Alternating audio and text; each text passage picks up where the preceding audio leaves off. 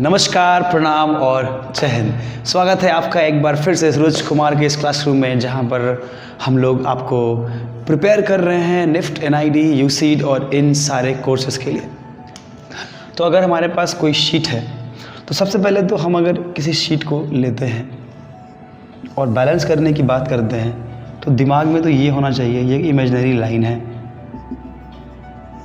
दिमाग में तो सीधा ये होना चाहिए कि ये कम से कम चलो ये वाली जो हम बनाएंगे यही बनाएंगे, यानी कि हम जो बनाने वाले हैं यहाँ बनाने वाले हैं। और जब हम यहाँ बनाने वाले हैं इसका मतलब कि हमारा सेंटर यहाँ रहेगा और यहाँ से हम डील करेंगे।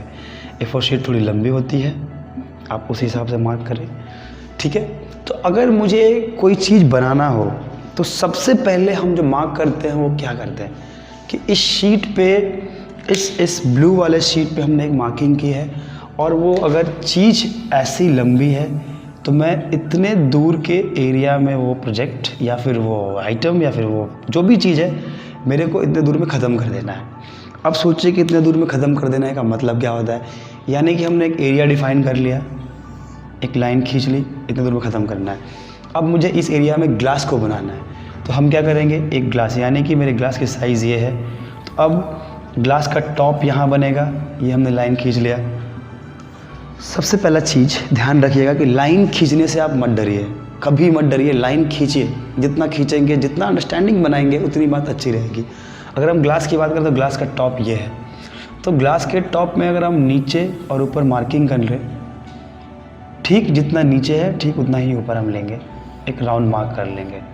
और अगर उसको सीधा करेंगे तो ग्लास ये सीधी हो गई।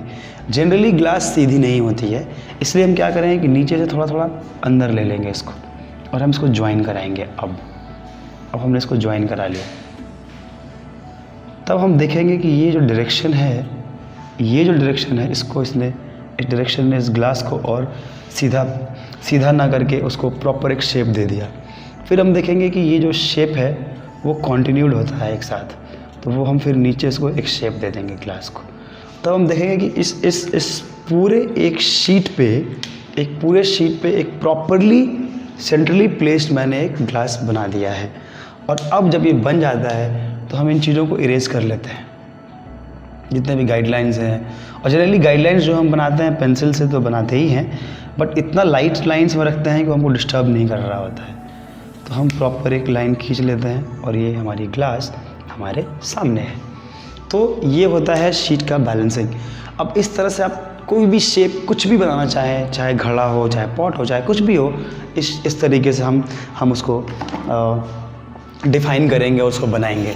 आइए हम लोग एक और ऑब्जेक्ट प्लान करते हैं कि एक और ऑब्जेक्ट जो है सिमेट्रिक, यानी कि 2D हम जो बात कर रहे हैं अभी वो बेसिकली 2D ड्राइंग की बात कर रहे हैं, 2 डिमेंशनल की, जो कि एक सिंगल पेज पे हम बनाते हैं और फ्लैट स्केच हम जो बनाते हैं उसके बाद जो भी होता है शेडिंग में होता है। अब जो हम आगे पढ़ने वाले हैं वो ये पढ़ने वाले हैं कि एक बार फिर से हम उस टेक्निक को एक बार और डिफ़ाइन करें और एक बार खुद से को ट्राई करें। तो सबसे पहला काम हमारा ये है कि हम इस शीट पे हमारे को इतने दूर में ऑब्जेक्ट बनाना है। अब ये भी देखना है कि क्या ये ऑब्जेक्ट ऐसा रहेगा, तो हमने प्लान किया कि हम एक बनाएंगे पॉट, यानी कि हम बनाएंगे एक घड़ा। हम एक घड़ा बनाने जा रहे हैं। जब हमने एक घड़ा बनाने की प्लानिंग की है, इसका मतलब कि इस शीट की एक सेंट्रल लाइन होगी यहाँ से, और घड़ा जो होगा मेरे को इतने में बनाना है। तो घड़े की एक थिकनेस होती है, यानी कि किसी ऑब्जेक्ट की जो वाइडेस्ट थिकनेस होगा, जो सबसे वाइड स्पेस होगा उसका, हम उसको यूज़ करेंगे, हम उसको ब्लॉक कर देंगे। अब उसके बाद फिर हम और लाइंस बनाएंगे, यानी कि एक घड़ा का मुंह, अगर ये वाइडेस्ट एरिया है, ठीक है, और ये बेस है एक घड़े का, तो ये वाइडेस्ट एरिया और बेस में डिस्टेंस ज़्यादा है, हम उसको और बैलेंस करेंगे। जहाँ ज़रूरत पड़ेगी हम उस लाइन को प्लानिंग करेंगे। उसके बाद हमने घड़ा का मुंह इतना बड़ा लिया, यानी कि इस पॉइंट से यहाँ और इस पॉइंट से यहाँ, ये इक्वी डिस्टेंट होगा, ठीक है। हमने घड़ा का मुंह यहाँ ले लिया। उसके बाद फिर घड़ा का मुंह एक वाइड होता है, फिर थोड़ा अंदर आता है, यानी कि यहाँ से थोड़ा अंदर आएगा, यहाँ से यहाँ और यहाँ से एक घड़ा का मुंह यहाँ आ गया, ठीक है। उसके बाद ये ऐसे जाएगा, फिर उसके बाद ये थोड़ा फ्लैट रहेगा, थोड़ा दूर फ्लैट रहेगा और फिर एक बेस पे ऐसे जाएगा। अगर हम गौर से देखें तो हमारे पास घड़ा जो बना वो क्या बना, ये रेड लाइन अगर आप फॉलो कर पा रहे हैं तो ये हमारा घड़ा बना। यानी कि हम अब इस लाइंस को हम थोड़ा डिलीट करेंगे क्योंकि क्यों कन्फ्यूजन पैदा कर रहे हैं। हमने लाइंस को मिटा लिया। अब हमने क्या किया कि एक घड़ा का हमने एक बेसिक घड़ा हमारे सामने है। जब हमारे पास बेसिक घड़ा सामने है तो अब हम देखेंगे कि एक बैलेंस्ड घड़ा का सब कुछ आ गया है। अब हम इसमें शेपिंग करेंगे। ऊपर थोड़ा मुंह राउंड होगा इसका, हमने इसको राउंड करा लिया, अंदर के पास को हटा दिया। अब इनकी हम एक शेपिंग करेंगे, एक शेप देंगे इसको। घड़ा थोड़ा सा स्मूथ और राउंड होता है, हमने क्या किया कि इसको एक शेप दे दी। अब इसकी खासियत यह है कि जब हम इसको इस सेंटर लाइन से डिवाइड करेंगे तो ये वाला पोर्शन डायरेक्टली इसके मिरर इमेज के बराबर है, ये और ये इक्वल होता है।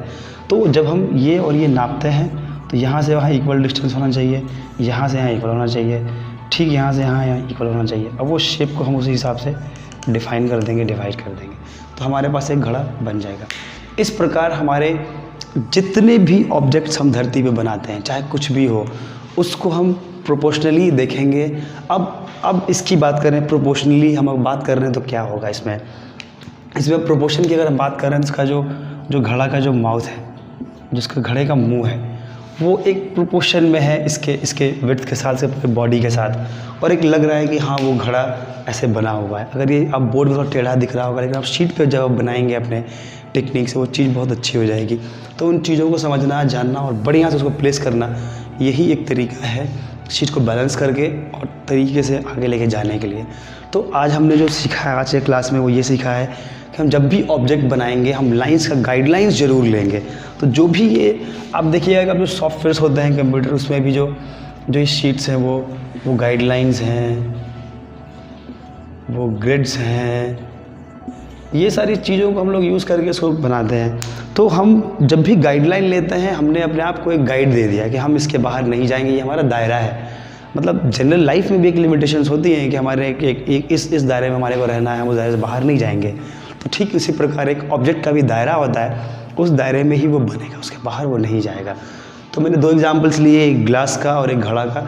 इस प्रकार से जितने तरीके का चीज़ आप बनाना चाहें आप डिज़ाइन कर सकते हैं, ड्रॉ कर सकते हैं, उनको समझ सकते हैं। तो बेसिकली हमने क्या किया है कि हमने एक ऑब्जेक्ट को समझने का तरीका इस्तेमाल किया है।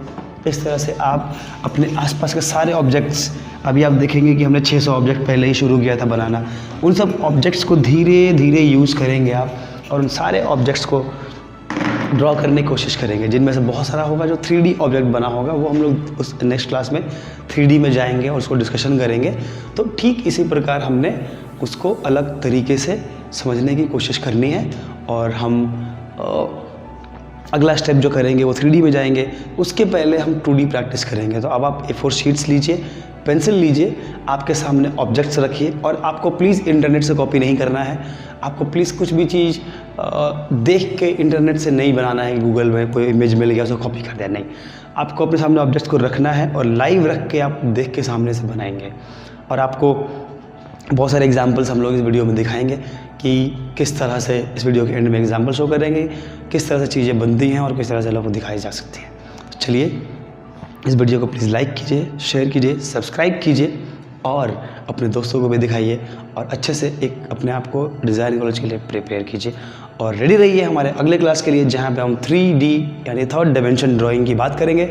और उसके बाद फिर ऑब्जेक्ट ड्राइंग की सेशन ख़त्म हो जाएगी, और उसके बाद हम लोग कलर्स और अलग अलग चीज़ों में जाएंगे, जहाँ पे हम एलिमेंट्स ऑफ डिज़ाइन पढ़ेंगे, जहाँ पे हम